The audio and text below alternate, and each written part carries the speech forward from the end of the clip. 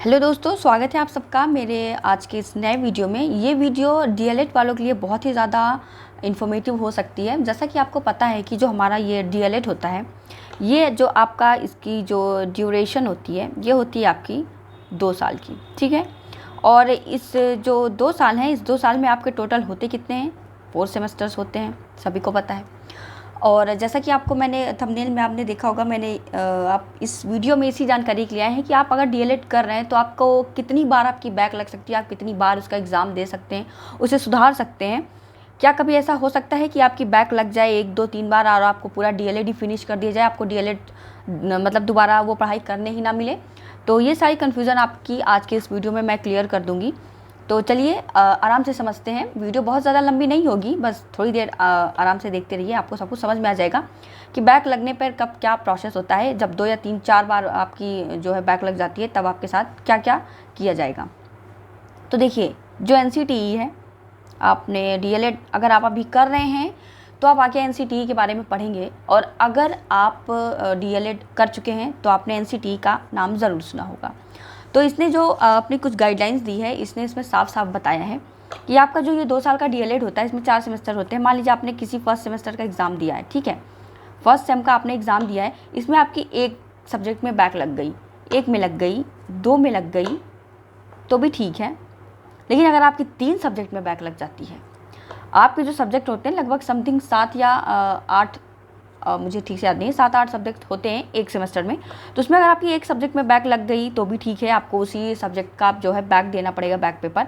2 में लग गई तो भी ठीक है। लेकिन अगर आपकी 3 सब्जेक्ट में पूरी बैक लग जाती है तो आपका पूरा का पूरा हो जाता है, क्या हो जाता है? आपका पूरा का पूरा सेमेस्टर बैक। अब सेमेस्टर बैक का मतलब आप लोग बहुत अच्छे से समझ ही रहे होंगे। सेमेस्टर बैक जब लग जाती है तो आपको वो पूरे के पूरे पेपर वापस से देने होते हैं, यानी कि पूरा का पूरा आपको सेमेस्टर ही फिर से देना पड़ता है, तभी आपका सेमेस्टर बैक क्लियर होता है।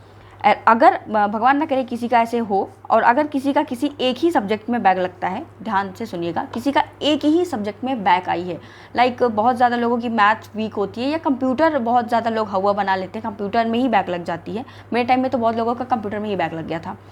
तो ये जो है, अगर आपकी मैथ में या किसी भी एक सब्जेक्ट में आपको लग जाती है, तो इसका आपको वापस से एक एग्ज़ाम दिलाया जाता है, आपको दूसरा मौका मिलता है। पहला तो आपने गंवा दिया, आपको बैक लगी थी, दूसरा आपको मौका मिला पेपर देने का।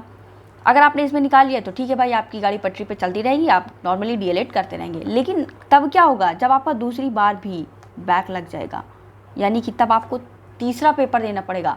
जी हाँ, आपको एनसीटीई तीसरा मौका भी देती है। आप तीसरी बार भी पेपर दे करके अपनी वो अपना वो बैक पेपर दे करके उस पेपर को सुधार सकते हैं, उस सब्जेक्ट को सुधार करके आगे बढ़ सकते हैं। लेकिन आप मेरी बात को ध्यान से सुन लीजिए, आपने पहली बार पेपर दिया, आपको दूसरा मौका मिलेगा। दूसरी बार आप फेल हो गए, आपको तीसरा मौका मिलेगा। 1, 2, 3 बार ही आपको मौका मिलेगा। अगर इसके बाद आपकी बैक लग गई तो पुनः आपको सेमेस्टर बैक देना पड़ेगा, फिर चाहे वो आपकी एक ही सब्जेक्ट की बैक की वजह से क्यों ना आना पड़े। लेकिन अगर आप उस सब्जेक्ट में बार बार फेल हो रहे हैं तो आपको सेमेस्टर बैक फिर से देना पड़ेगा। फिर वही प्रोसेस हो जाएगा कि उस सेमेस्टर के सारे सब्जेक्ट को आपको क्लियर करके आगे बढ़ना पड़ेगा। और ये बहुत ही आसान सी चीज़ है, जैसा कि आपको पता है, जो बीटेक वाले हैं वो अच्छे से जानते होंगे। कुछ लोग बीटेक करके भी आ जाते हैं डीएलएड या फिर बीएड वगैरह करने। तो जो क्या कहते हैं बीटेक करते हैं उनमें भी यही सिस्टम होता है, सेमेस्टर बैक लग जाती है। अगर एक से अतिरिक्त उसका क्या खास सिस्टम है वो मुझे नहीं पता, पर उसमें भी सेमेस्टर बैक किसी तरीके से लग जाती है। फिलहाल आप डीएलएड वाले हैं तो मैं डीएलएड वालों के लिए बता रही हूँ। तो एक बहुत ही ज़्यादा आपको मैं इन्फॉर्मेशन देने के लिए मैं ये वीडियो बनाई थी। डीएलएड जो 3rd सेमेस्टर है उसका एग्ज़ाम आने वाला है। डीएलएड 3rd सेमेस्टर किसका? ये 2019 बैच का। देखिए 2019 बैच वैसे पास आउट हो चुके हैं। जिन लोगों की बैक लगी है, जिन लोगों का कुछ रह गया है, उन्हीं लोगों का ये 3rd सेमेस्टर का एग्ज़ाम चल रहा है। तो मैं आपको बोलूँगी कि प्लीज़ इस बार ध्यान से थोड़ा सा पढ़ाई कर लीजिए, थोड़ा सा ढंग से पेपर दीजिएगा। कुछ मत पढ़िए, लेकिन इतना तो पढ़ लीजिए कि आपका 25 में कम से कम शायद 14 पासिंग मार्क्स होता है क्या, मुझे याद नहीं आ रहा है ठीक से, शायद इतना ही होता है। लेकिन 1/3 निकालेंगे तो आपका 12 आना चाहिए। अब मुझे करेक्टली पता नहीं है, आप मुझे कमेंट में बता दीजिएगा ताकि बाकी लोगों को जानकारी हो सके।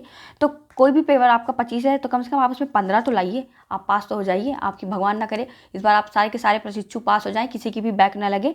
और बहुत ही जल्दी मैं इसमें आपको कुछ इन्फॉर्मेटिव, बहुत इंपॉर्टेंट बहुत ज़्यादा नहीं कि मैं आपको पूरा का पूरा आपको सब्जेक्ट का 3-5 पढ़ाने लगूँ। मैं बस आपको इंपॉर्टेंट चीज़ बताऊंगी जिससे कि आपका पेपर बिल्कुल आराम से निकल सके, आप उसमें से अच्छे से 18-20 नंबर पा सकें, ठीक है। तो वो जब मेरी सीरीज़ शुरू हो जाएगी तो मैं एक बार आपको कम्युनिटी में पोस्ट कर दूंगी और वो वाली वीडियो भी आप ज़रूर देखिएगा। और इसी के साथ मेरा आज का ये वीडियो ख़त्म होता है। फर्दर आपको कोई इशू है, कोई आपके प्रॉब्लम है तो आप मुझे नीचे कमेंट में बोल सकते हैं, उसके ऊपर मैं वीडियो आपको बना दूंगी।